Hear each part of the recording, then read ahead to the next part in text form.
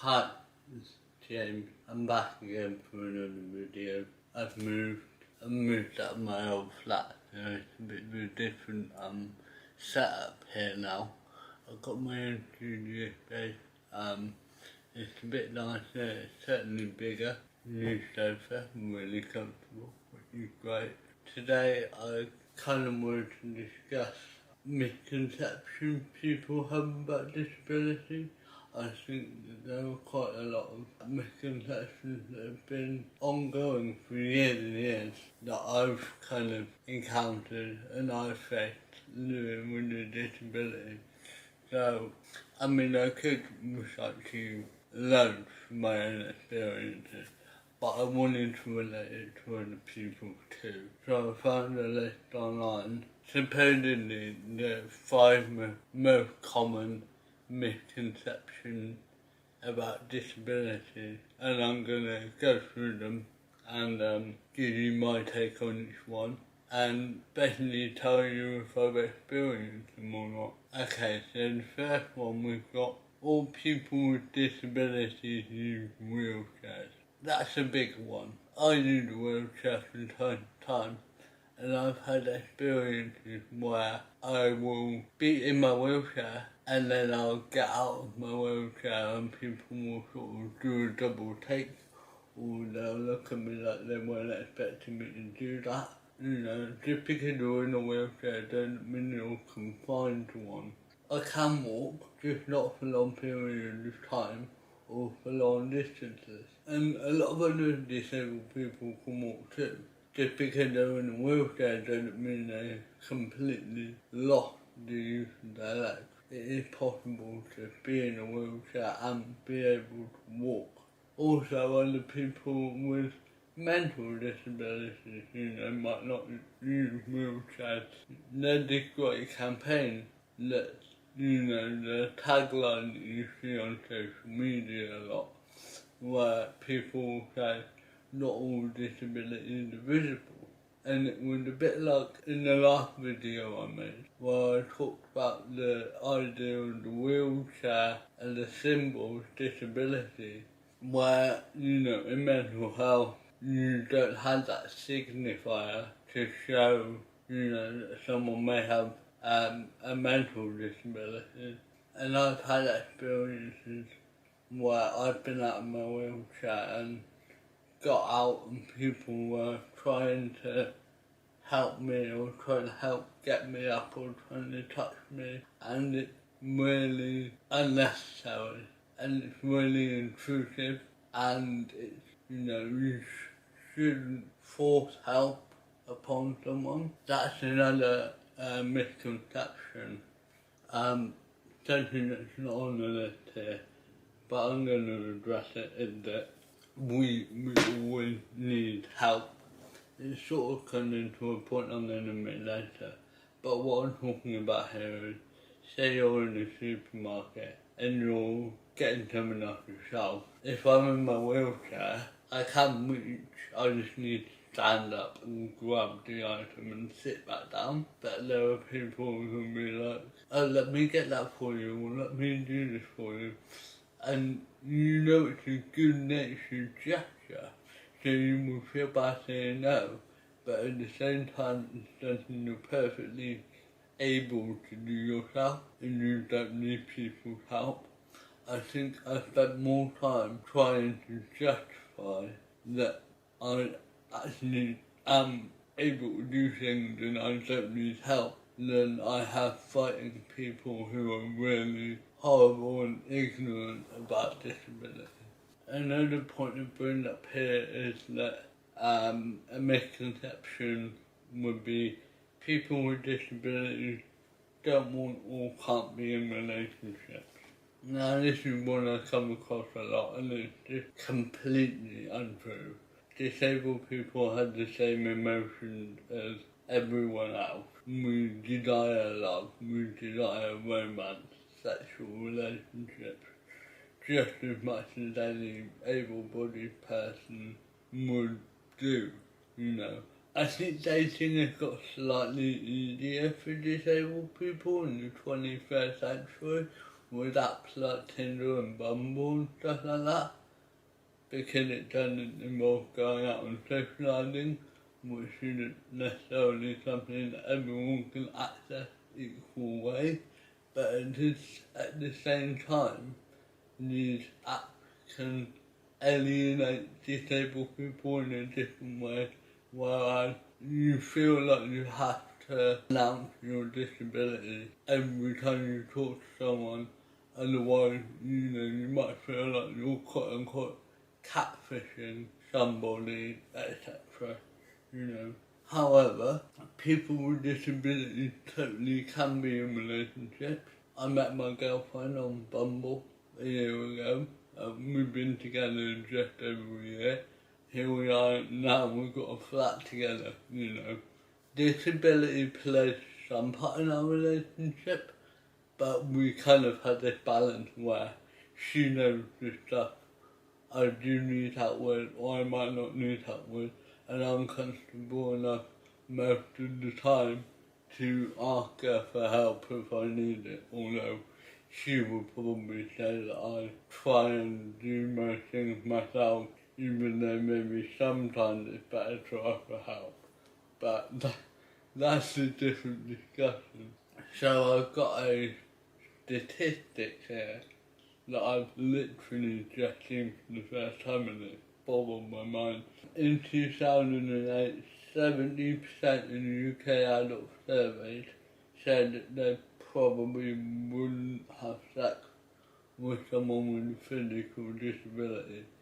Now, that is a shockingly high level of people. It's shocking because there is this massive misconception that disabled people don't have or can't enjoy sex, where many of us can. So, something else I'd like to add to this is a lot of people think that because you're disabled you can only date someone that's disabled. I've had my girlfriend asked if she was my carer before, or my sister, and people ask me if my girlfriend's disabled. I don't know why that is, why people assume I only date disabled people. I've never actually dated a disabled person. But yeah, so relationships, like this fine. Of course disabled people can be in relationships. Is that really a question you need to ask? The answer should be obvious. Let's move on. People with disabilities don't want to travel. Now, I never heard this personally, but I kind of feel like it's about access reasons. It says here that either they don't have the money or they prefer to stay at home, neither of which is true. According to this, 25 million adults in the US made trips for business and leisure in 2 years. So it does happen. We do travel. I travel. I've been to India. I lived in India for 10 weeks on a placement program teaching kids English. I've been to France, Paris, I've been to Germany, I've been to Holland. I've seen a lot of amazing places and I really want to go and see more. And disabilities shouldn't be an access to travel. They're getting a lot better with that now. I can get my wheelchair on most commercial airplanes on the Eurostar. I can travel freely and I never heard this being a problem and certainly not a problem for me. I also drive a car, which is a big help. People are shocked that I can drive. Some people don't think that I should be allowed to drive, which is ridiculous to think because I can control my vehicle perfectly fine. Like I don't need to have any adaptation. I just drive a standard automatic. So that's another massive misconception. Okay, now here's one that bugs me. People with disabilities are dependent on others.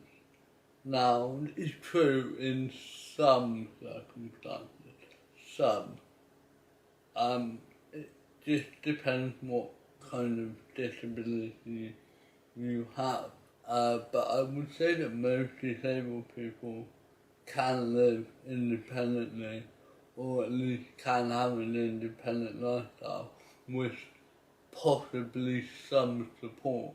You know, I was living at university basically on my own for 3 years, and I've lived, well, now I live with my girlfriend. I previously lived with friends, but as they'll tell you, I'm more than independent. I can do my own things. It's just sometimes with certain things, specific things, I might need a little more help, or I might take a little longer to do them. Now this article brings up another point that I want to address. Maybe I addressed it earlier, and if I do I'll edit something. But it's saying that when you're with someone and you meet like a stranger, maybe you're in a shop and you're trying to buy something, sometimes the person will try and talk to the person you're with, not you, but it is a question, if you weren't in a wheelchair, it is a question that they would ask you directly. For example, you know, if you went to buy a coffee with a friend, and they asked your friend what would he like, you know, and this happened to me a lot. I get this quite a lot. And I think it's frankly ridiculous that a lot of people for some reason think that you can't speak for yourself. What my friend and my partner tend to do is to just say, well, ask him yourself. He's right there, you know, and I'm like, hi, I'll have a latte please, like just ask me, man, I can talk, it's not hard. It's quite rude to do that in front of a disabled person too, I think. So if you're in retail and you encounter a disabled person, just speak to them. We don't bite. So the last assumption they have on here is that life with a disability isn't normal. Now, normal is a very loaded word because it's so subjective and so varied that we can't really quantify it with like a specific thing. But to say that life with a disability is normal is kind of understating how disabled people actually live. I'd say certain parts of my life were not normal. For example, going to school and the situation I encountered there. Maybe I'll go through them in another video, who knows. You will encounter situations slightly out of the ordinary, being disabled, but to me this is what is normal, because this is my life and I never experienced anything else, so this is kind of my normality.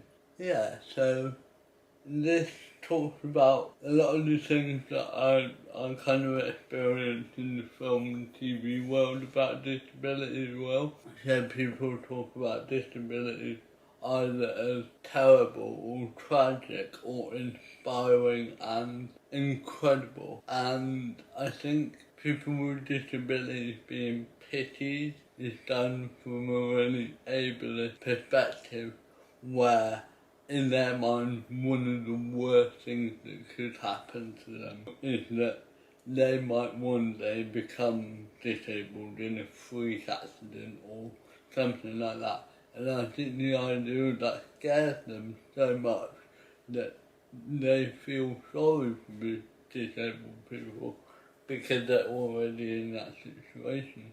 When in reality, I would say many disabled people and learn to cope with it and enjoy it and live the best life that they possibly can with a disability, because it doesn't stop them and it shouldn't.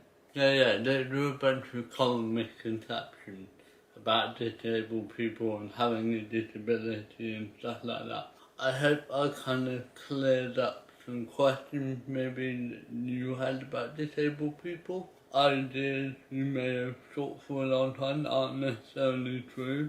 I think because of how we're portrayed in media and film and stuff like that and in society, that disabled people have this perception placed upon them of being dependent or unlovable or not financially secure, when actually for a lot of us none of those things are true. A lot of us do and will continue to live our best lives despite ableist opinions. So I guess maybe I want a bit of interaction in the video. I'd love you to leave questions about like what misconceptions maybe you had about disabled people or what you thought about disability that maybe isn't true, or any kind of question you want to ask about disability and like leading a normal life with a disability and how it works for me and how I get around things and access things. I feel like I can do pretty much anything an able-bodied person can do, but maybe not in the same way that you might do it. If you have any questions about that, please drop it in the comments. And be sure to give it a read. If I get enough of them, I'll make them into a video and I can react to some. I'd love to do something like that.